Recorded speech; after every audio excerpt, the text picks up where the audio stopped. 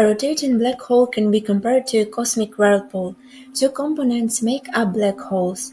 You can see the event horizon at the surface, but it is actually just the location where gravity becomes too powerful for anything to escape. And then at the center is the singularity. That's the word we use to describe a point that is infinitely small and infinitely dense. The discreteness of space-time prevents matter from reaching anything smaller than the Planck length. All the material that has ever fallen into the black hole gets compressed into a ball not much bigger than this. Perfectly microcosmic, but definitely not infinitely teeny. What is a black hole? A hole in the fabric of spacetime is known as a black hole. According to Einstein's theory of special relativity, space and time are interchangeable components or dimensions of spacetime in the same way that a box's width, height, and depth are its dimensions. Because it states that the dimensions of space and time are not absolutes and can alter depending on your point of reference, effects only become apparent when dealing with heavy gravity or relativistic speeds. Einstein's theory is frequently accused of making everything relative. However, since space-time units are absolute, this claim is false. A black hole is a cosmic crater in this bizarre world.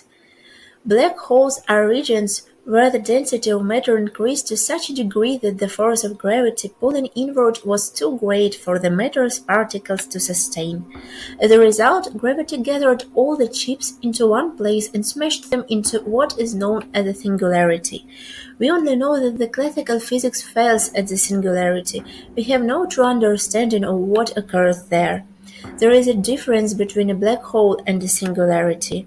The event horizon of a black hole hides the singularity inside, shielding it from view. The event horizon is the area where nothing, not even light, can escape the gravitational attraction of the black hole or so-called point of no return. However, if the black hole is spinning, everything gets a lot more complicated. In the agrosphere, a black hole that is swirling resembles a whirlpool more than a pothole.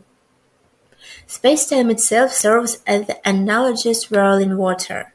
As the black hole spins, it is pushed about. The ergosphere is the name given to this section of time distortion. In this area, it is impossible to remain still. Similar to how a spinning top is more energetic than a top lying down, a spinning black hole contains kinetic energy wrapped up in its spin. The black hole's surroundings can benefit from this energy by using it to power other objects. Ergosphere is a concept derived from the Greek word for work. According to astronomers, a black hole uses the energy from its spin to fuel its jets. A black hole spins how fast? A black hole spin is measured by astronomers and expressed as a percentage of the maximum spin that is permitted. For instance, the larger black hole in a quasar has a spin denoted by the letter A of 0.313 or 31.3% of its maximum. What does that signify? It is not a fraction of the speed of light. Rather, it is a measure of the angular momentum of the black hole. However, we can reduce it to a percentage of the speed of light. Math is frequently nothing new to say in T-readers, so here is an example. Hughes' calculation of rotational velocity at a black hole's event horizon provides the rotational velocity at the black hole where c is the light speed. The derivation is a little convoluted. Scott Hughes admits is to thank for this equation. Thus, black hole is spinning at 0.16 second or 16% the speed of light, giving its spin of a equals 0.313. We can say with confidence. Many galaxies have invincible, extraordinarily enormous objects at their centers that are orbited by stars and gas. We can estimate the mass of these objects based on their orbits, which range from millions to billions of suns.